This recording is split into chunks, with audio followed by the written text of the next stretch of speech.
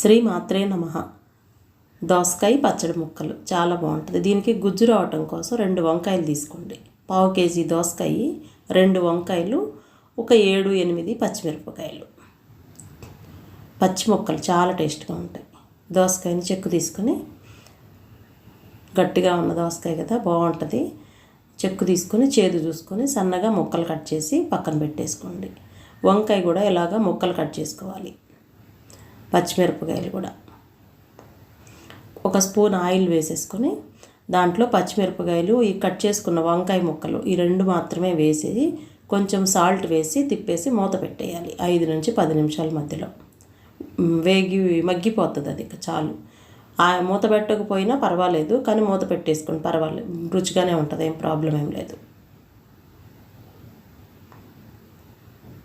మూత పెట్టకంటే కొంచెం ఎక్కువ ఆయిల్ పడుతుంది, మూత పెడితే కొంచెం తక్కువ ఆయిల్ పడుతుంది, అంతే, తేడా ఏం లేదు. ఇవి ఎలాగూ నిలవ పచ్చడి కాదు కదా, మనం ఎక్కువ ఆయిల్ వేయాల్సిన పని లేదు.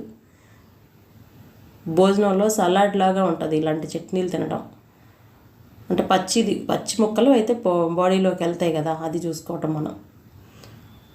అది వేయించేసి పక్కన పెట్టుకున్నాం, ఇవి కట్ చేసుకున్న ముక్కలు పక్కన పెట్టుకున్నాం. ఇప్పుడు ఒక చిన్న అల్లం ముక్క, 2-3 వెల్లుల్లి రెబ్బలు, కరివేపాకు, జీలకర్ర, చిన్నది చింతపండు తప్పనిసరిగా వేసుకోవాలి. పులుపు దోసకాయ పచ్చిది కదా, అందుకని పులుపు సరిపోదు. కొంచెం జీలకర్ర, చింతపండు అయితే తప్పనిసరిగా వేసుకోవాలి, లేకుంటే అస్సలు పచ్చడి టేస్ట్ ఉండదు ఈ పచ్చడిగా. ఇవి వేసేసి 2 సార్లు దంచేసుకోవాలి. లేకుంటే మిక్సీలో కూడా ఇట్లాగే ఫస్ట్ ఇంతవరకు ఒకసారి తిప్పాలి వీటిని, లేదా పచ్చిమిరపకాయలు కూడా అన్నీ కలిపి తిప్పేసి ముక్కలు అయితే వేసి ఒకసారి పల్స్, అంతే, ఇంకెక్కువ పట్టుకోకూడదు మిక్సీ అయితే. ఇవి మెదగానే ఈ వంకాయలు పచ్చిమిరపకాయలు ఇలాగా వేసుకొని అప్పుడు ఈ కారము, చింతపండు ఇవన్నీ దీనికి పడతాయి, కారానికి పడతాయి కదా, వెల్లుల్లిపాయ అదంతా ఈ కారంకి సెట్ అవుతుంది. ఈ ముక్కలు కలుపుకుంటేనే ఇంకా పచ్చడి అయిపోద్ది మనకి. ముక్కలు మెదగాల్సిన పని కూడా ఏం లేదు ఇక.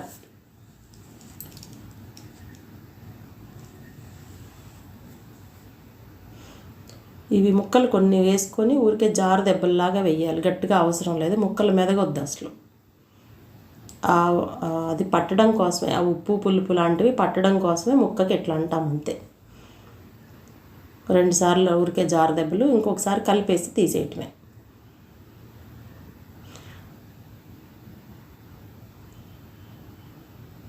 ఇది మా చిన్నప్పుడు ప్రతి ఫంక్షన్స్లో, అన్ని భోజనాల్లోనూ ఈ పచ్చడి ఉండేది. తప్పనిసరిగా ఈ పచ్చడి పెట్టేవారు. దోసకాయ పచ్చడి ముక్కలు అందరూ ఇష్టంగా తినేవారు. వేడన్నంలో నెయ్యితో అసలు భోజనం మొత్తం దీంతో తినేస్తారు, ఇష్టంగా ఉంటుంది ఇది. ఎక్కువ టైం పట్టదు, చాలా టేస్ట్గా ఉంటుంది. ముందర ఆరోగ్యం, పచ్చి ముక్కలు తింటాం మనం. ఇప్పుడు ఇంకా దీన్ని బౌల్లో తీసుకొని పోపు పెట్టేసుకోవటమే. ఈ పోపులో కూడా వేగాల్సిన పని, కదపాల్సిన పని లేదు. ఈ డైరెక్ట్గా పోపు తీసుకొచ్చి గిన్నెలో వేసుకోవచ్చు. ఇది మగ్గించుకోవాలి అనాల్సిన అవసరం లేదు. ఇందాక వంకాయలు మగ్గిపోయినాయి, వంకాయ పచ్చిమిరపకాయలు మగ్గినాయి కదా, ఇంకా పచ్చి వాసన లాంటిదే ఉండదు. ఒక్కొక్కరు అయితే పచ్చిమిరపకాయలు కూడా పచ్చి వేసుకుంటారు, ఒక్క వంకాయ ఒక్కటే.